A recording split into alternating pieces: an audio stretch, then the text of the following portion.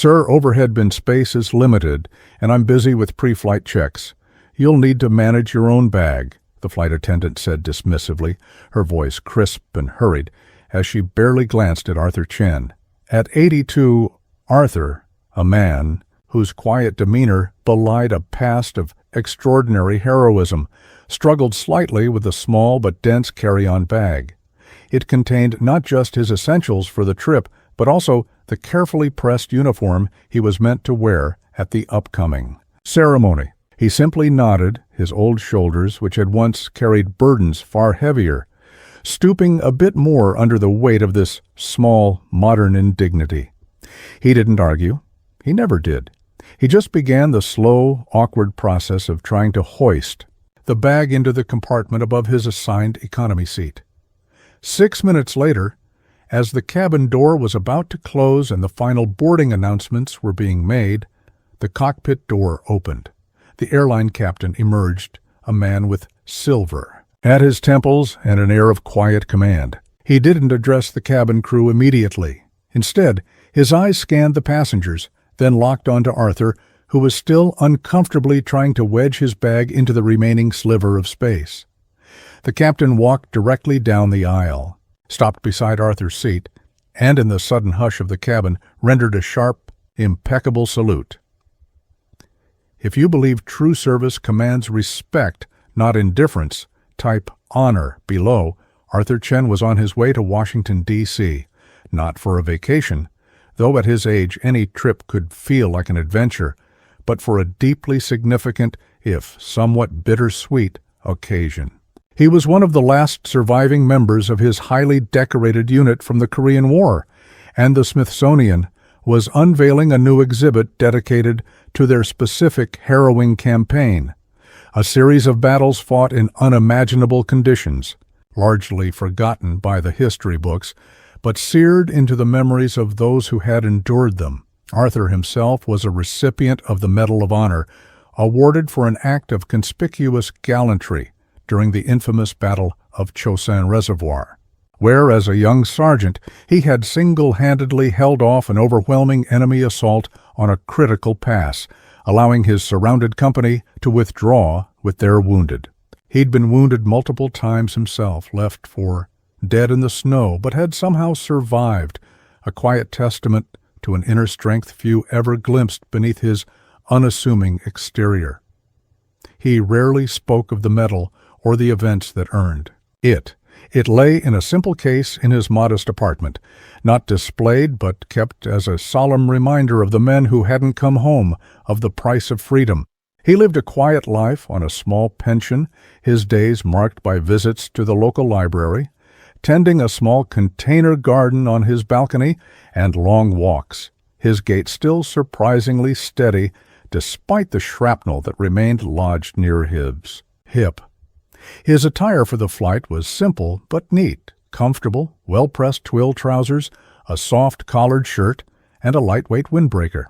He wasn't looking for special treatment, just a smooth journey to honor his comrades.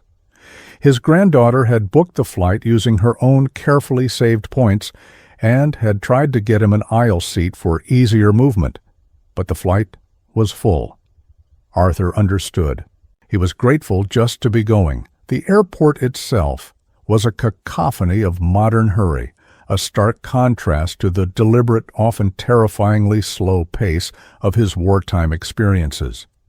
He navigated the security lines with patient resignation, the beeps and commands of the TSA agents a far cry from the barked orders of a platoon sergeant under fire. The boarding call for Flight 305 to Dallas had just begun. Arthur joined the line for Zone 4 boarding, his small wheeled carry-on beside him. It wasn't heavy by most standards, but for an octogenarian with a trick hip and shoulders that ached with old memories and older injuries, lifting it overhead into a crowded bin was always a bit of an ordeal. He watched as younger, stronger passengers easily slung their oversized bags into the compartments. He hoped there would be space left near his seat, 27B, a middle seat near the back. As he reached the aircraft door, he was greeted by the flight attendant whose name tag read Karen. She was young, perhaps in her late 20s, with a perfectly coiffed blonde bun and an air of brisk, slightly stressed efficiency. Her smile was professional but didn't quite reach her eyes. "Welcome aboard," she said, her voice a practiced, almost robotic monotone, as she glanced at his boarding pass. "Seat 27B. That'll be down the aisle to your left, sir. Towards the rear?" Arthur nodded politely. "Thank you, miss." He moved slowly down the narrow aisle, acutely aware of the impatient shuffle of passengers behind him. He found his row, the aisle seat already occupied by a large man engrossed in his phone, the window by a young woman with headphones on, oblivious to the world. Excusing himself, Arthur squeezed past the aisle passenger to reach his middle seat. Then came the challenge of the bag. He positioned it in the aisle, took a deep breath, and tried to lift it. His first attempt barely got it off the floor, his shoulder twinging in protest. He tried again, a little grunt escaping his lips, managing to get it to waist height. He could see a sliver of space in the bin directly above, but it would require a significant hoist and twist. He looked around for assistance. Karen, the flight attendant, was a few rows ahead, seemingly busy with her manifest, her back to him. He hesitated, not wanting to cause a fuss or delay the boarding process further. He knew flight attendants were busy, especially during boarding, but the alternative was to struggle, potentially drop the bag, or worse, injure himself. He took another breath. "Excuse me, miss," he called out, his voice quiet but clear enough to carry a few rows. Karen turned, a slight frown of impatience on her face. "Yes, sir. Is there a problem?" "I was wondering if you might be able to offer a little assistance with my bag," Arthur asked, gesturing toward the carry-on. "My shoulder isn't what it used to be." Karen's eyes flicked from Arthur to the bag, then back to her manifest. "Sir, overhead bin space is limited, and I'm currently occupied with essential pre-flight safety checks and passenger count reconciliation." Her tone was firm. "A clear dismissal. You'll need to manage your own bag. Perhaps the gentleman in the aisle seat could assist you if you ask him." She didn't wait for a response, turning back to her paperwork, effectively ending the conversation. The man in the aisle seat hadn't even looked up from his phone. Arthur felt a familiar wave of invisibility wash over him. It wasn't anger. Not really, just a weary resignation. He was an old man in an economy seat asking for help. In that moment, he was an inconvenience. He took another deep breath, squared his shoulders as much as his old frame would allow, and prepared to try lifting the bag again, alone. The small act of being refused help so casually, so dismissively, felt disproportionately heavy, a stark reminder of a world that often valued efficiency over empathy, policy over people. He thought, just for a fleeting second, of the young men he'd led, men who would have given their right arm to help a comrade, without a second thought, without being asked. He pushed the thought away. This was a different world, a different kind of battle. Arthur gripped the handle of his carry-on bag again. He could feel the eyes of some of the passengers nearby, a mixture of impatience and perhaps a flicker of pity, though no one offered to help. The man in the aisle seat remained engrossed in whatever game he was playing on his phone, oblivious or deliberately ignoring the minor struggle unfolding beside him. Arthur bent his knees slightly, trying to use his legs more than his protesting shoulder. He managed to hoist the bag up to chest level, his arms trembling with the effort. He could just reach the edge of the overhead bin. He tried to angle it in, but the remaining space was tight, obstructed by a carelessly stowed backpack that was taking up more than its fair share. He pushed, grunted, his face flushing with exertion. The bag teetered precariously. For a moment, he thought it was going to fall back onto him, or worse, onto the aisle passenger. He held it there, suspended, his muscles screaming, his breath coming in short, sharp gasps. He needed to adjust his grip to get a better angle, but he couldn't let go. He was stuck, a metaphor for so many moments in his later life, caught between necessity and diminishing capability. He closed his eyes for a second, a wave of dizziness washing over him. This was ridiculous. It was just a small bag, but in that moment it felt like a mountain. He wondered briefly if this was how it ended for old soldiers, not in a blaze of glory on a distant battlefield, but in a quiet, undignified struggle with a piece of luggage. In the indifferent confines of an economy-class cabin, he could hear Karen, the flight attendant, making an announcement further up the cabin about stowing all carry-on items and taking seats for departure. Her voice was cheerful, efficient, completely oblivious to his silent battle just a few rows behind her. He opened his eyes, took another ragged breath, and prepared for one last desperate heave. He had to get the bag stowed. He couldn't hold up the flight. He couldn't bear the further embarrassment of having to ask again, of being refused again. He thought of the uniform in the bag, carefully folded. He thought of the ceremony, of the men he was going to honor. That thought gave him a renewed, if temporary, surge of strength. He braced himself. Just as he was about to make his final attempt, a shadow fell over him. He expected it to be another impatient passenger, but the shadow was taller, broader, and carried an air of unmistakable authority. It was the captain. Captain David Miller was a seasoned pilot, a former Air Force officer himself, though from a later generation than Arthur. He prided himself on running a tight ship, but also on maintaining a keen awareness of his passengers and crew. Before every flight, after completing his cockpit checks, he made it a habit to do a quick, unobtrusive walkthrough of the cabin, a final visual sweep to ensure everything was secure and to get a feel for the passenger load. He'd just completed this walkthrough and was heading back to the cockpit when he noticed the elderly gentleman in row 27 struggling with his bag.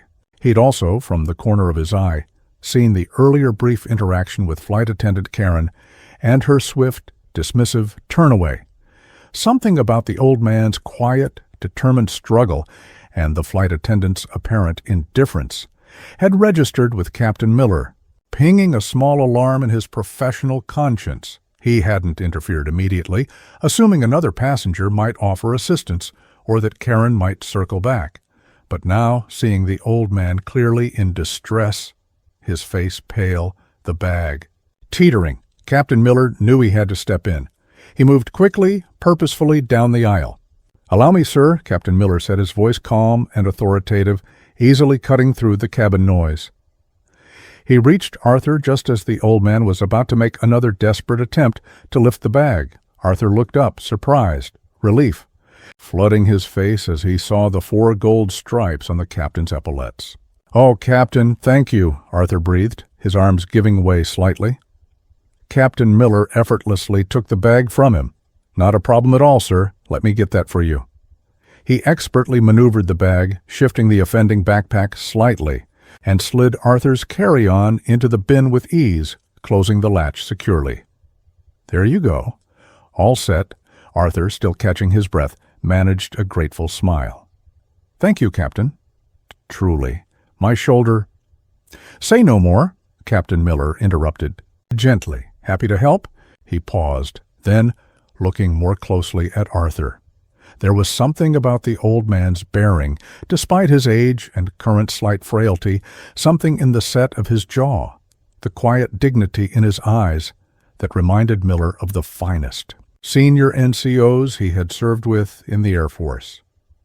He noticed the almost invisible lapel pin on Arthur's old tweed jacket, a tiny, understated replica of the Medal of Honor rosette. Miller's eyes widened almost imperceptibly. He'd seen that rosette before, on rare, solemn occasions. He'd also, as part of his pre-flight briefing, quickly scanned the passenger manifest, which sometimes flagged VIPs or individuals requiring special attention or courtesy. He hadn't paid close attention to the codes earlier, but now, seeing the rosette, a specific manifest notation flashed in his mind. Pax MOH Sertrant Ext, Courtesy reek. Passenger, Medal of Honor. Recipient, extended courtesy requested. His blood ran cold as he connected that note with what he'd just witnessed, with flight attendant Karen. Captain Miller's internal composure, however, remained outwardly impeccable. He held Arthur Chen's gaze for a moment longer, a profound, unspoken understanding passing between them, one serviceman to another, across generations and branches, then straightening to his full height in the narrow aisle, in full view of the now silent passengers in the nearby rows, and flight attendant Karen, who had finally noticed the captain in her section and was watching with a mixture of curiosity and apprehension. Captain David Miller did something highly unusual for a commercial airline pilot during boarding. He brought his heels together with a soft click and rendered a sharp, precise military salute. "Colonel Arthur Chen, is it not?" Captain Miller asked, his voice respectful but clear. "It is an honor to have you aboard our flight today, sir." Arthur, visibly taken aback by the formal address and the salute in such a public setting, slowly, almost unconsciously, returned a slightly less crisp but equally heartfelt acknowledgment, a ghost of his old military bearing reasserting itself. "Captain," he said, his voice a little stronger now, "thank you."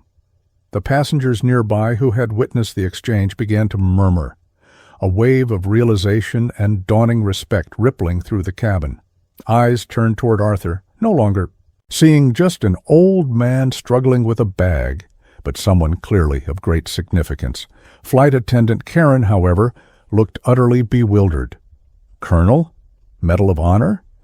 She hadn't seen any indication of rank or special status on her manifest. Just a name. Her mind raced. Had she made a mistake? A serious one? Captain Miller dropped his salute, but his respectful demeanor remained. "Colonel Chen," he said, "please allow me to ensure your flight is as comfortable as possible. If there is anything at all you need, you or your fellow passengers can alert any member of the cabin crew, and they will inform me directly. We are privileged to have you with us."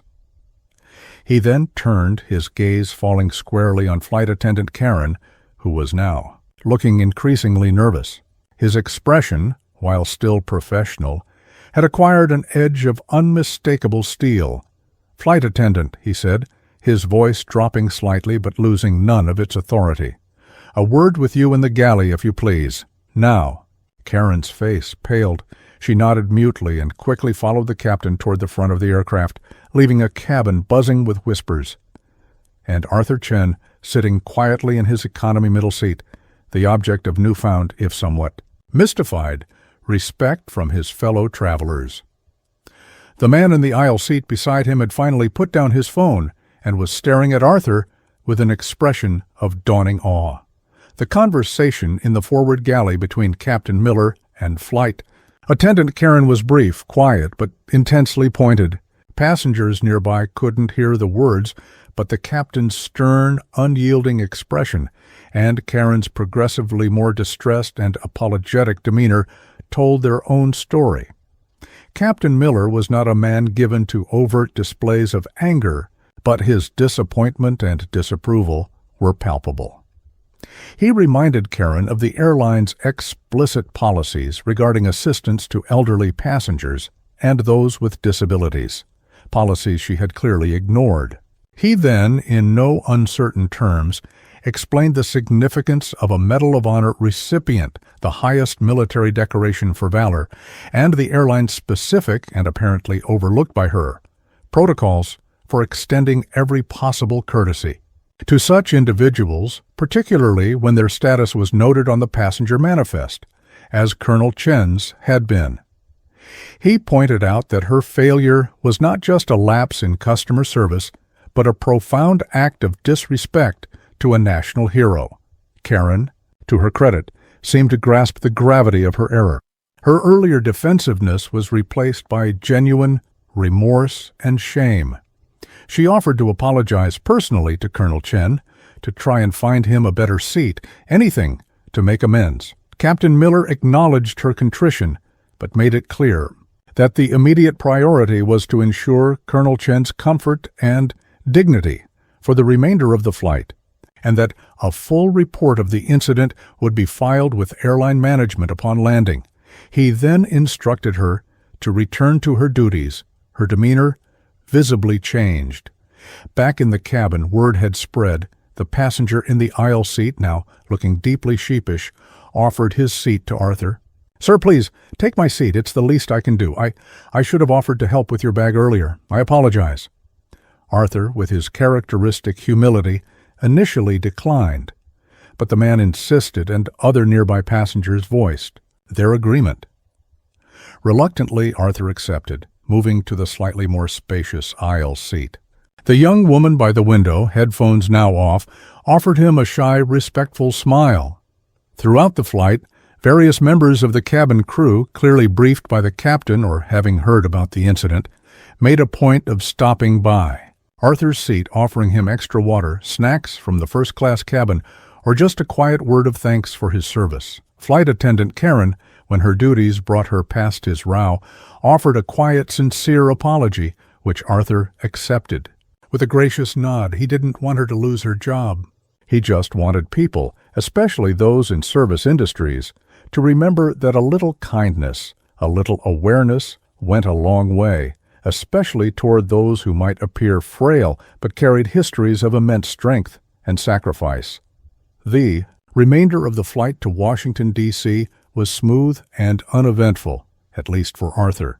He found himself treated with a quiet deference he hadn't sought but appreciated. Captain Miller himself came back once, mid-flight, to check on him personally, sharing a brief, respectful conversation about Arthur's old unit, a unit the captain's own grandfather had served alongside in a different conflict. It was a small connection, but it resonated. Upon arrival at Dulles, as passengers began to disembark, Captain Miller made an announcement over the PA system. "Ladies and gentlemen, before we deplane, we have the distinct honor of carrying a very special guest with us today. Seated in 27C is Colonel Arthur Chen, a recipient of our nation's highest award for valor, the Medal of Honor. On behalf of Transglobal Airlines and a grateful nation, we thank you for your extraordinary service, Colonel Chen." A spontaneous round of applause broke out throughout the cabin. Passengers paused their disembarkation to turn and applaud Arthur, many offering words of thanks as they eventually filed past his seat. Arthur, unaccustomed to such public displays of recognition, felt a lump in his throat, his eyes misting slightly. He simply nodded, his heart full. Flight attendant Karen was one of the last to approach him as he prepared to deplane. "Colonel Chen," she said, her voice subdued, her eyes holding a newfound respect. "I truly am sorry for my earlier conduct. There's no excuse. Thank you for everything." Arthur looked at her, seeing not the dismissive employee from earlier, but a young woman who had perhaps learned a valuable lesson. "We all make mistakes, miss," he said gently. "It's what we learn from them that matters."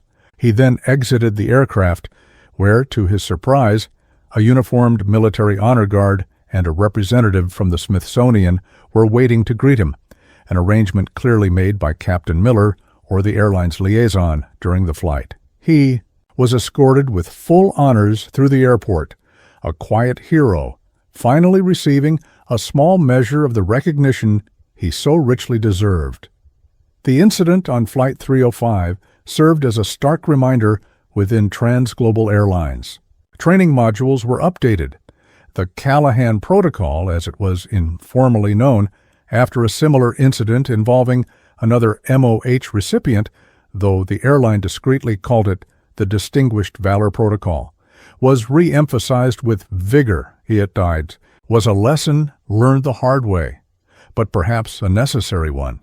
That true honor isn't always visible on the surface, that a worn jacket can conceal a hero's heart, and that sometimes the most profound acts of service are not about grand gestures, but about the simple human decency of offering a helping hand or a respectful salute to those who have already given so much.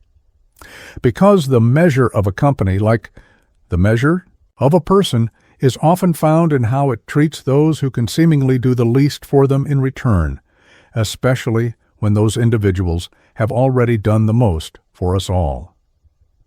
Subscribe to Hidden Sparks if you believe every veteran, known or unknown, deserves our unwavering respect and assistance.